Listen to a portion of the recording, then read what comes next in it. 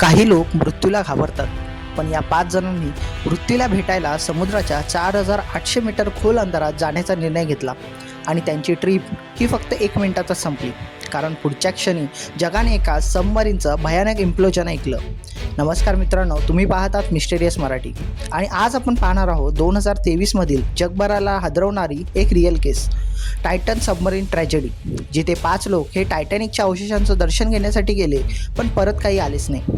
आता Titan submarine म्हणजे काय, तर टायटन ही ओशनगेट नावाच्या कंपनीची एक खाजगी सबमरीन होती.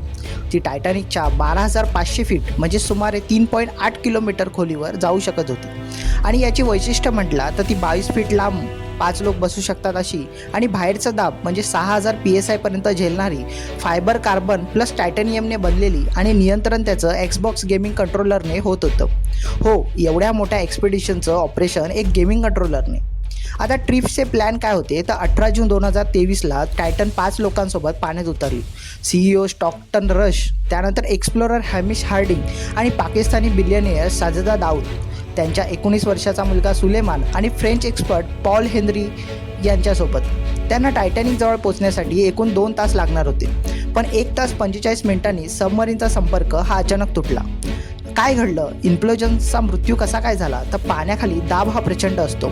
4,800 मीटर खोलीवरती पृथ्वीवरच्या वजनापेक्षा 400 पट जास्त दबाव हा घडून येतो. सायन्स सांगतं की टायटॅनिक सबमरीन म्हणजेच मिनिट क्रॅक्स हे आधीच होते. त्या दबावाखाली क्रॅक ही मोठी होत गेली आणि अचानक इन्स्टंट इम्प्लोजन झालं. तुम्ही बिस्किट दाबून तुकडे करता तसं नाही, याहून 10 लाख पट भयानक. सबमरीन 0.02 सेकंदात चकनाचूर झाली. आतल्या लोकांना कळायलाही वेळ नाही, मृत्यू इन्स्टंट झाला.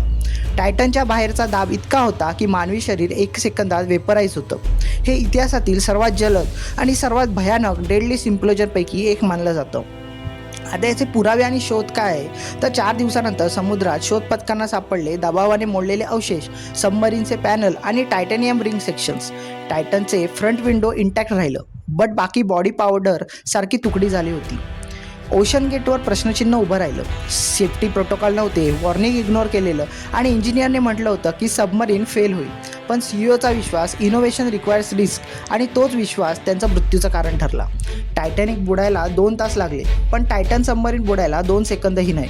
काही लोकांना वाटलं की टायटॅनिकची जागा ही शापित आहे, तिथे जाणारा सुखरूप हा परत येतच नाही.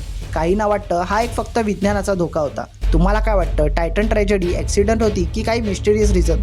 आपल्या कमेंटमध्ये नक्की सांगा आणि व्हिडिओ आवडला असेल तर व्हिडिओ लाईक करा, शेअर करा आणि सबस्क्राईब करायला विसरू नका. धन्यवाद.